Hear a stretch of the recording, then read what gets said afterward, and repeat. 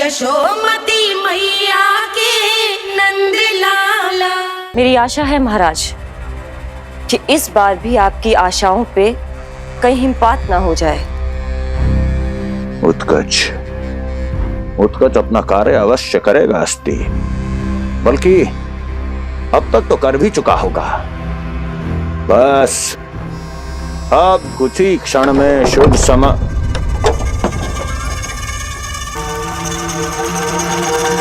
लो, आ गया मेरा शुभ समाचार।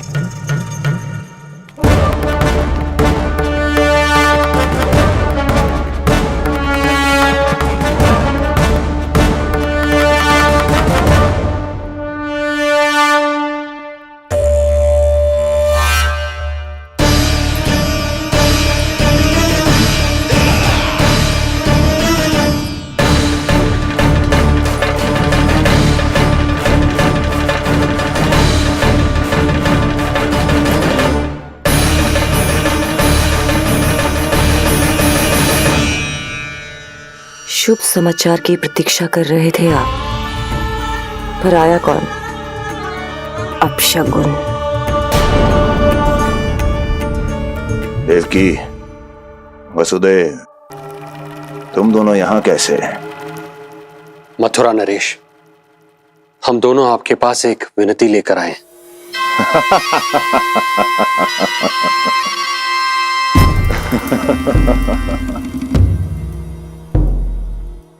जानते हो वसुदेव, मुझे आश्चर्य इस बात का नहीं कि तुम मेरे पास विनती लेकर आए हो।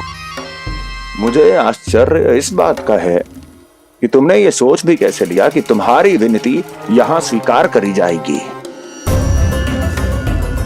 मैं जानती हूं आपके हृदय के किसी कोने में हमारे बचपन की स्मृतियां अभी भी जीवित है। आपको स्मरण है, मैं आपकी वही बहन हूं जिससे आप इतना प्रेम करते थे कि अपना सब कुछ। बस सीधा सीधा बोल, क्या चाहिए तुझे?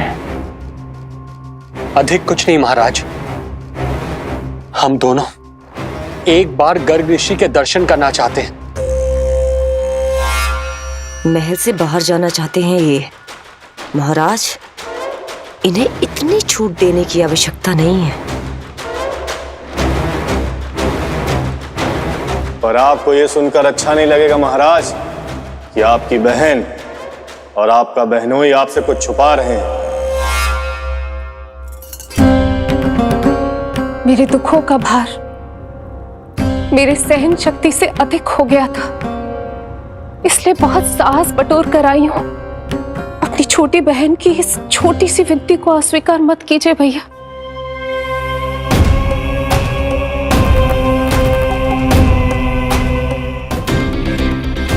कैसा भाई हूं मैं? मेरी बहन और मेरा बहनोई सामने खड़े हैं और मैं एक अभिमानी सम्राट की तरह इस सिंहासन पर बैठा हूं। छी, नहीं नहीं, ऐसे हाथ जोड़कर मुझे लज्जित ना करें। अरे हाथ तो मुझे जोड़ने चाहिए आप दोनों के सामने। ए देवकी, क्या तेरा भाई इतना निर्दयी है क्या? अरे तेरी एक छोटी सी इच्छा भी स्वीकार नहीं करूंगा क्या? क्या चाहती है? गर्ग ऋषि के आश्रम जाना है तो जा। कुंवर जी, आप तनिक भी चिंता मत कीजिए। कंस अपने परिवार की इच्छा पूरी नहीं करेगा तो किसकी करेगा? आप बस यात्रा की तैयारी कीजिए, आपकी यात्रा का प्रबंध शीघ्र ही हो जाएगा। धन्यवाद मथुरा नरेश। बहुत बहुत धन्यवाद भैया। ठहरिए।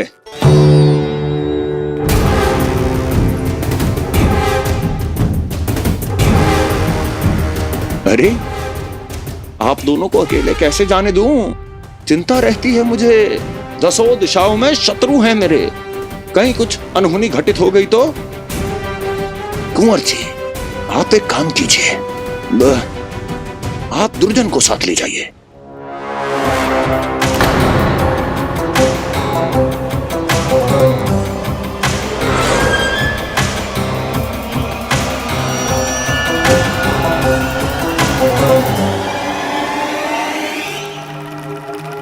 आ गया महाराज।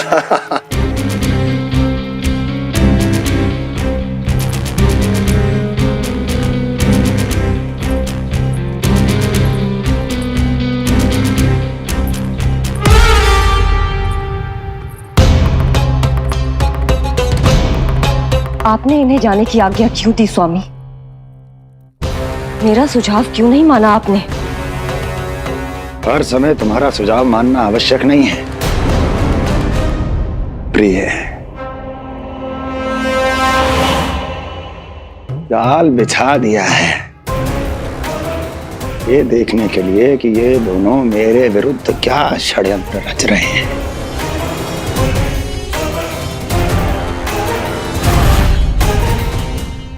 पूतना और सूक्ष्म बुद्धि की तरह मैं तेरे जाल में नहीं फंसूंगा विष्णु अवतार। उन्होंने तेरे सामने आने की भूल की थी, पर मैं तुझे दिखाई नहीं दूंगा।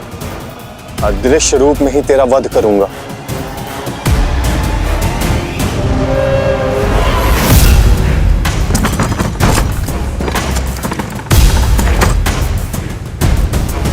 तेरी मां तुझे साधारण से धूप से बचाना चाहती थी। क्या दशा होगी उसकी जब मैं तुझे इस सकट के नीचे कुचल दूंगा।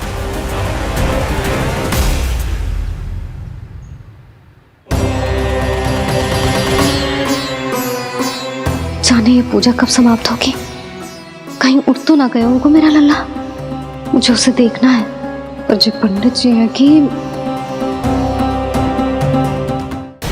अब देख कैसे इस शकट के भार के नीचे दब जाता है तेरा कोमल तन। यशोदा, पूजा समाप्त होने वाली, आरती को समय हो रहा है। लल्ला सुरक्षित है, चिंता ना करो।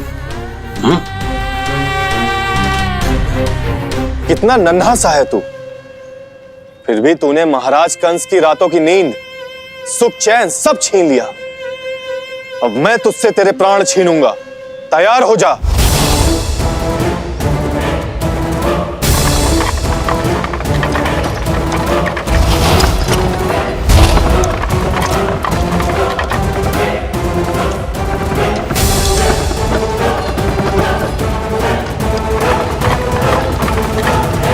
ये क्या हो रहा है?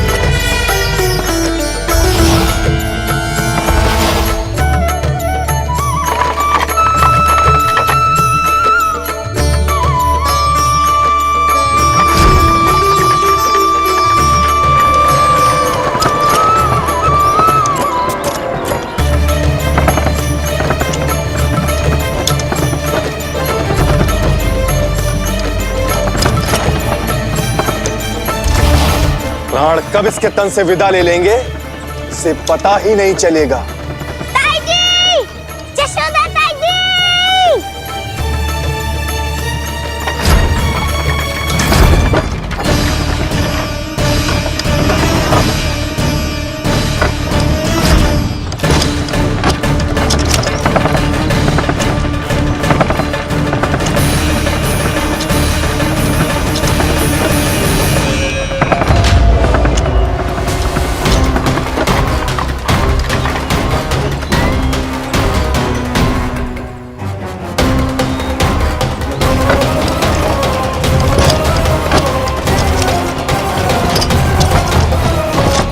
निद्रा देवी, समय हो गया है।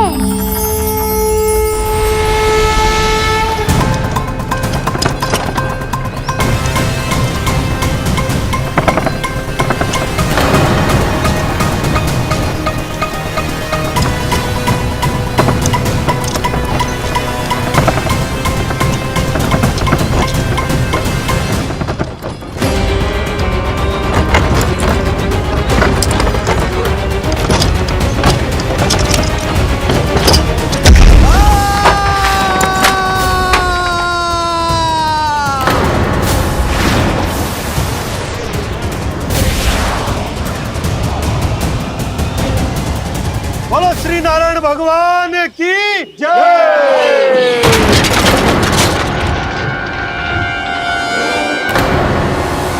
यशोदा दाई जी, जल्दी आओ।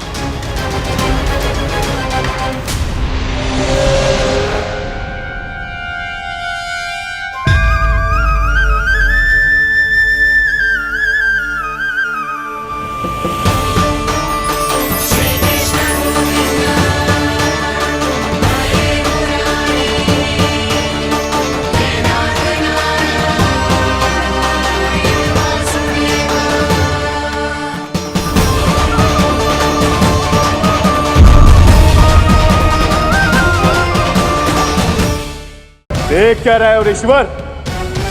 ये विशाल वृक्ष भी मेरे इस विराट तन के आगे कुछ भी नहीं है। जिसे स्वयं अर्जित तक नहीं किया, उस तन पर इतना अभिमान। तो सुन ले, जिनसे तेरा तन बना है, उन्हीं पंच तत्वों में इसी क्षण ये विलीन हो जाएगा। ये मेरा श्राप है तुझे, मेरा श्राप है तुझे।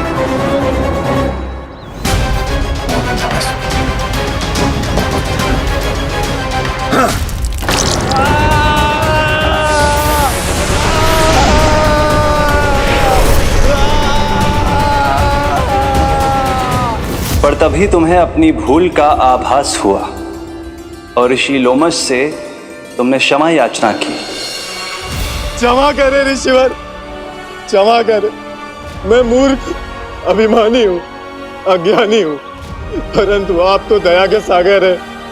कृपा करे ऋषिवर, कृपा करे। बिना तन के मैं कैसे जीवित रह पाऊंगा? तुम जीवित भी रहोगे और अपने दैनिक कार्यों का संचालन भी कर पाओगे, किंतु सजीव प्राणियों या निर्जीव वस्तुओं की सहायता से ऐसा जीवन तो मृत्यु के समान है ऋषिवर। इससे अच्छा है आप मुझे जीवन से मुक्ति दे दो। मुक्ति भी अवश्य मिलेगी तुम्हें, पर जब तुम परम प्रभु श्री हरि नारायण के चरणों का स्पर्श करोगे, चरणों का स्पर्श करोगे। और यही नहीं शक्तासुर, कल जब तुम मुझे खोज नहीं पा रहे थे, तब भी तुमने हार नहीं मानी। 7 प्रहर तक 7 बार मेरी और मेरे गोकुल की परिक्रमा की। इस क्रम में तुमने अनजाने में ही अपना पश्चाताप पूरा किया और पुण्य अर्जित कर लिया। इसलिए मैं तुम्हें मोक्ष प्रदान करता हूं। इसलिए मैं तुम्हें मोक्ष प्रदान करता हूं।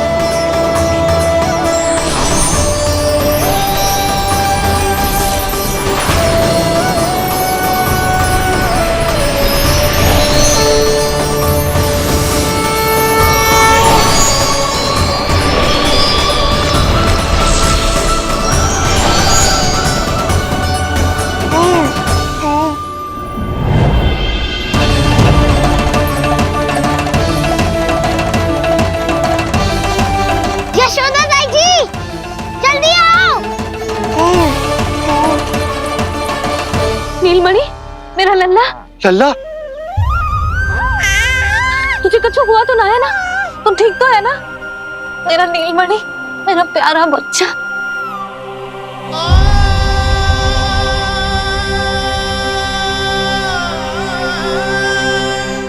भोला, बंसी, ये सब क्या है?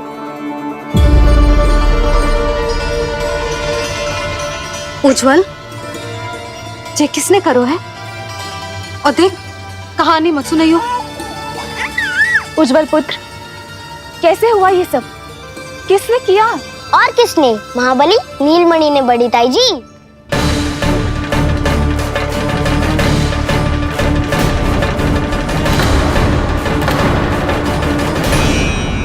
जी क्या बोल रहे हो? सच्ची सच्ची बता। लो, फिर फंस गया उज्जवल। मैं सच्ची कह रहा हूँ। अचानक तीव्र वेग से वायु चली।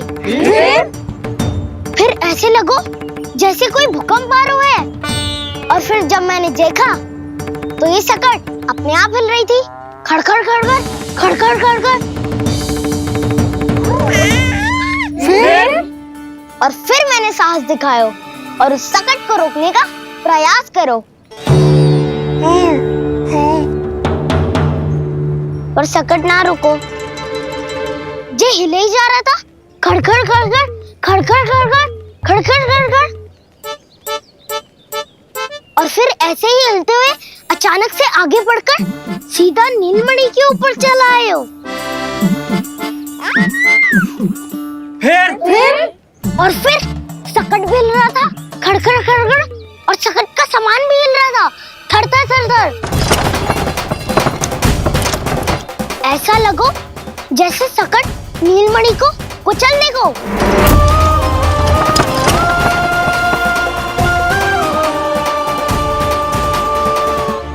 पर तभी जे जाग गए हो।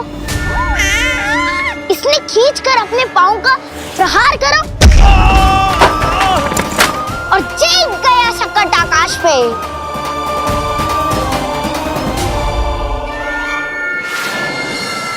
और फिर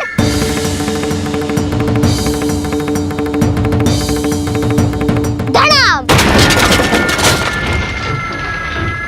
सब भूमि पे गिरकर चकनाचूर।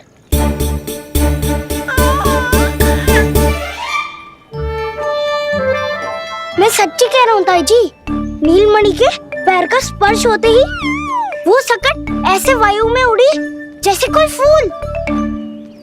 अच्छा, और जो तेरे हाथ में ये माखन है, ये भी अपने आप उड़ के आ गया होगा ना? हाँ, मैं सच्ची कह रहा हूँ। सदा बड़पोलापन ये अच्छी बात ना है लल्ला, सत्य बता। मैया, मैं सत्य बोल रहा हूँ। ये सकट अपने आप ही आयो था और नीलमणि के प्रहार करते ही दूर जा गिरो। अरे, ये बड़बोले से पूछने से अच्छा है कि हमें स्वयं विचार करना चाहिए कि ये सकट टूटा कैसे। हाँ नंदराज, हाँ, हम भी आरती के लिए भीतर चले गए थे। हाँ। अरे, आप सब मेरा विश्वास क्यों ना कर रहे हो? नीलमणि के प्रहार से ही उज्जवल, सकट बहुत पुराना था, पहिया ढीला होकर खुल गया होगा। यशोदा, अनेक कारण हो सकते हैं, चिंता करने की कोई आवश्यकता ना है। मैं चिंता क्यों करने लगी भला? मेरे नीलमणि के गले में रक्षा वाला कंठक पहले से ही है, और हम जैसा पूजा पाठ इतने विधि विधान से इसी के लिए तो कर रहे हैं, है ना पंडित जी? हाँ रानी जी। तो बस फिर मेरे लल्ला को कछु क्यों होने लगा? और आप सब स्वयं ही देख लो ना, जे इतना बड़ा सकट टूट के बिखर गया है, किंतु मेरे लल्ला को एक खरोच भी ना आई। इसका अर्थ तो यही है ना कि हम जो भी कर रहे हैं सही कर रहे हैं। मुझे चिंता करने की कछु आवश्यकता ही ना है। चलो सब भीतर चलते हैं। हाँ हाँ, लल्ला को भूख भी लगी आई होगी। चल।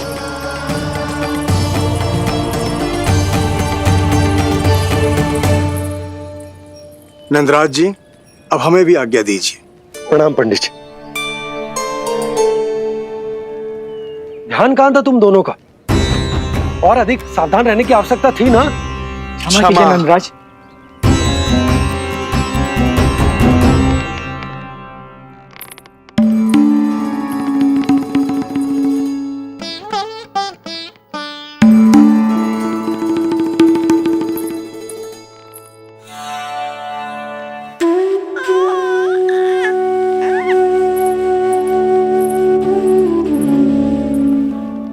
यशोदा, क्या हुआ?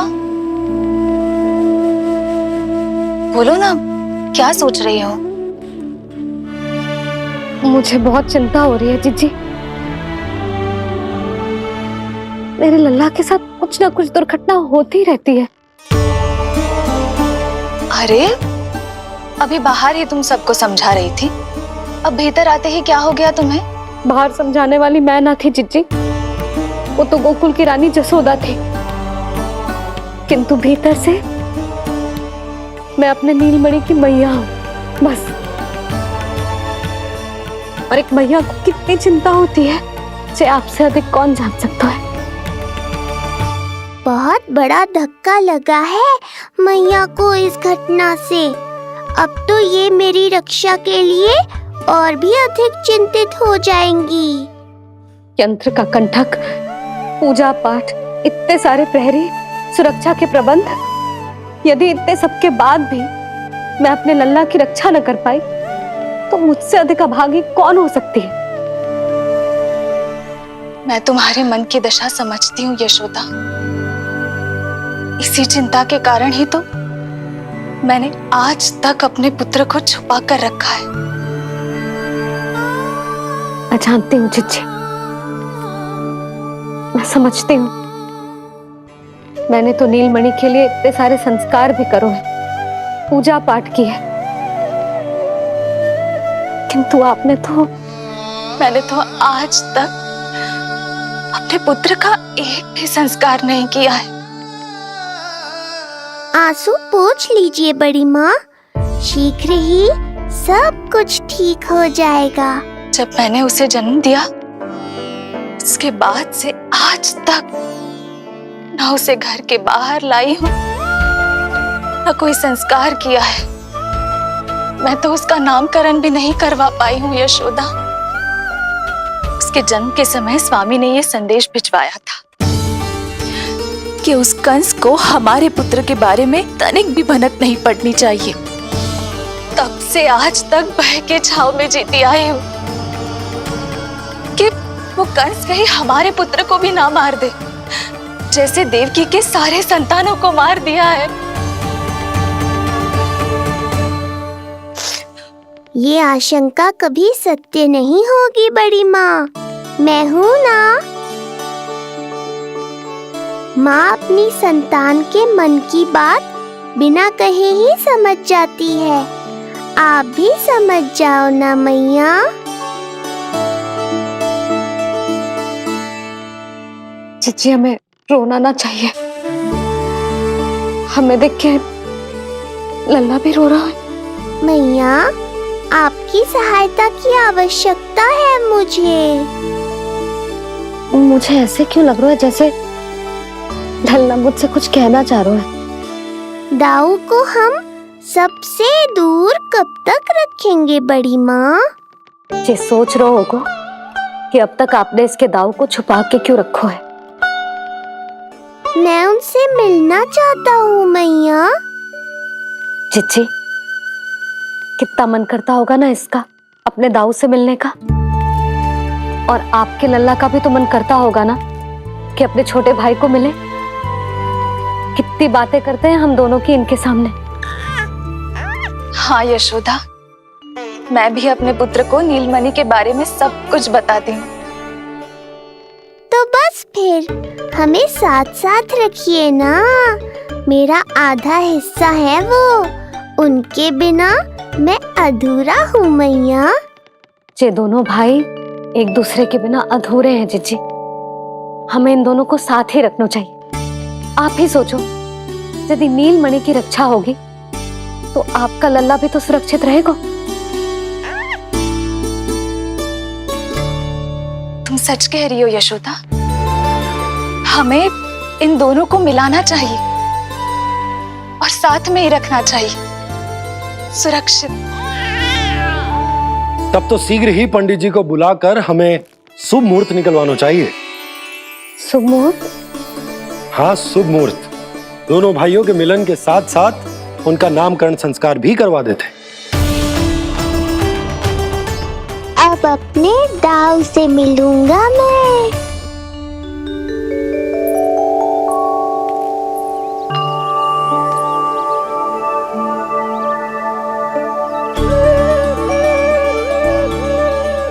ऋषिवर की दिव्य आभा के कारण ये वातावरण कितना शुद्ध, कितना पवित्र लग रहा है ना। हाँ देवकी, इनका तेज ही ऐसा है कि इनके निकट केवल पवित्रता ही वास कर पाती है। किसी भी प्रकार की दुष्टता इनके पास जाने से पहले ही नष्ट हो जाती है।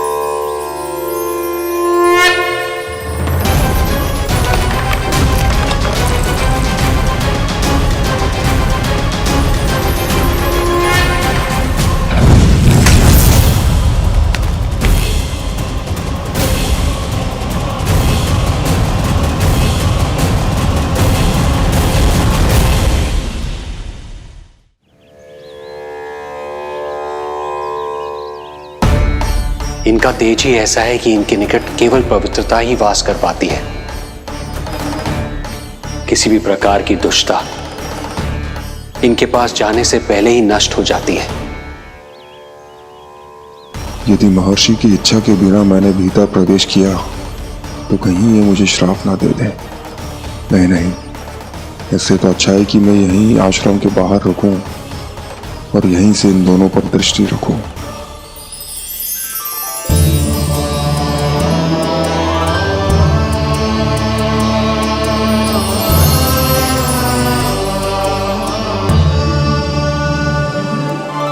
आपके आने का आभास हो गया था राजन। गुरुदेव, जो संतानें हमने खो दी है उनका श्राद्ध करवाने की विनती लेकर हम आपके पास आए हैं। आपका आना व्यर्थ नहीं जाएगा राजन, परंतु मुझे आभास हो रहा है श्राद्ध कर्म इस भेंट का एकमात्र कारण नहीं है।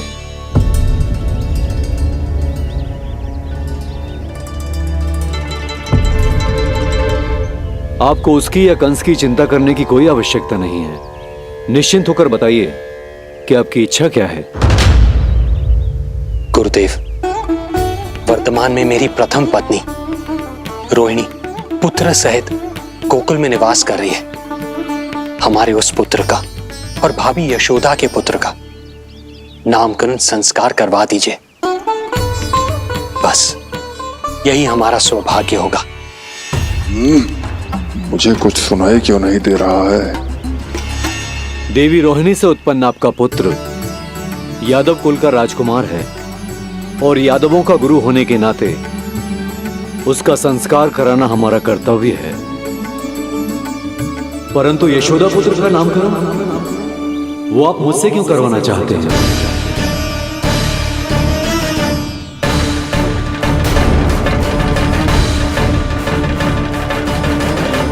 गुरुदेव, सत्य ये है कि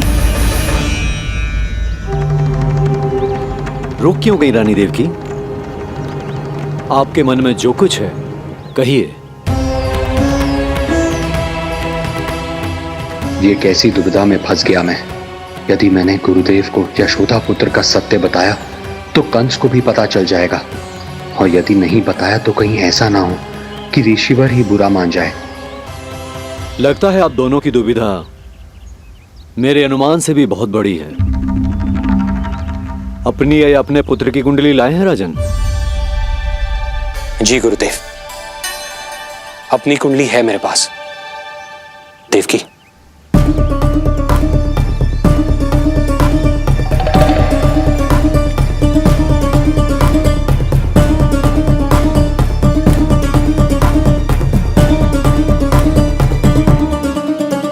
जो रहस्य आप नहीं बता पा रहे हैं राजन, वो ये कुंडली बताएगी।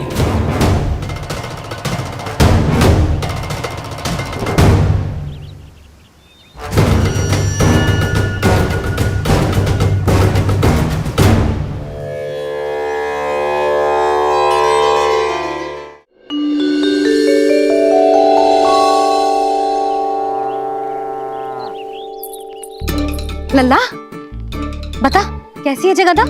मैया को हो क्या गया है आज? देख, सही सही बताइयो।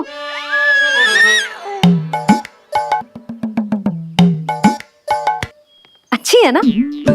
पसंद आएगी ना उसे? हाँ? या फिर जे मोर पंख वाला मुकुट दे दूं? पहली बार मिल रहा है तू, उपहार तो देना चाहिए ना? पर बड़े तो वो है ना मैया, उपहार तो वो देंगे मुझे।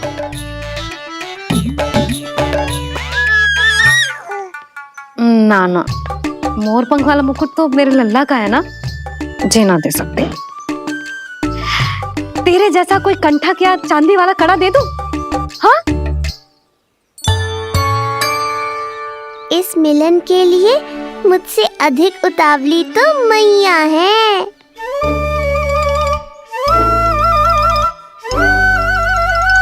अच्छा, जे उपहार छोड़, तू तो जे बता कि तू उसे बुलाएगा क्या कह के? अन्य सभी के जैसे बड़े भैया या गांव वालों के जैसे दद्दा बुलाएगो, या फिर बड़े नगरों में जैसे बुलाते हैं ज्येष्ठ भ्राता बुलाएगो? या फिर प्रेम से बुलाएगो दाऊ? दाऊ बुलाएगो ना?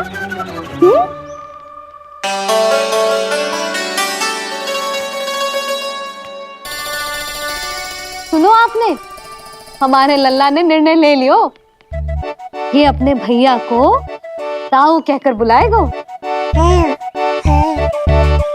अरे वाह, लल्ला ने बोलना भले ही ना सीखो, परंतु तुम्हें बता दियो। और नहीं तो क्या, लल्ला कुछ कहे ना कहे माँ तो समझ जाती है ना लल्ला?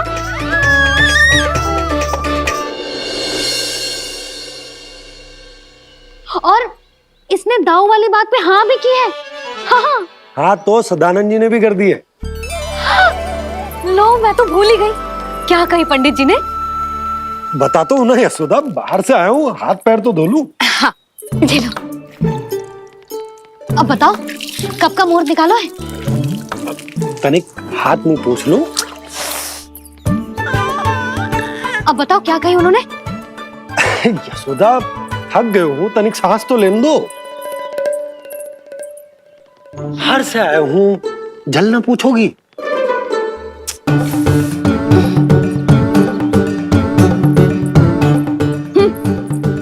अब बता दो जी।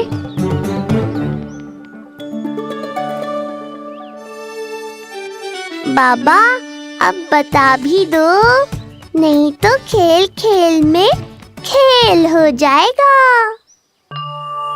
हाँ, बताओ।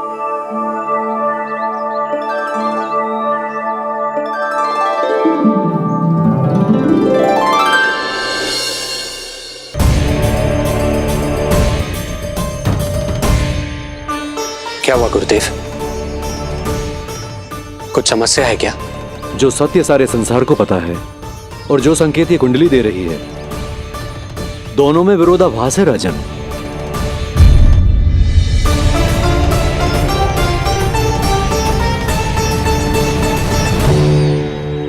मैंने कहा ना राजन, उसकी चिंता करने की आवश्यकता नहीं है।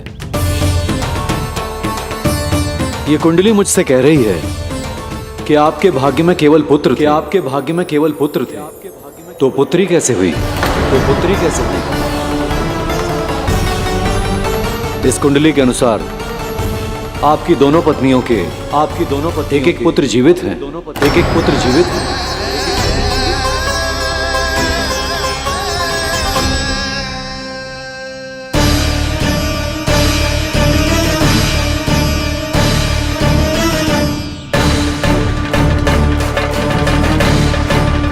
देवकी, गुरुदेव मैं कुछ कैसे? कहने की आवश्यकता नहीं है राजन, मैं जानता हूं मेरे प्रश्नों के उत्तर कहां मिलेंगे। अरे कौन से प्रश्न और कैसे उत्तर? किस बारे में बात कर रहे हैं? ये लोग जो भी बात कर रहे हैं वो मुझे सुनाई क्यों नहीं थी? सही समय की प्रतीक्षा कीजिए राजन, आपके दोनों कार्य पूर्ण होंगे।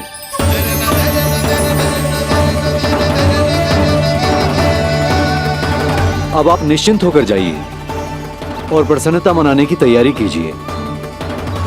आपका बहुत बहुत धन्यवाद गुरुदेव। प्रणाम।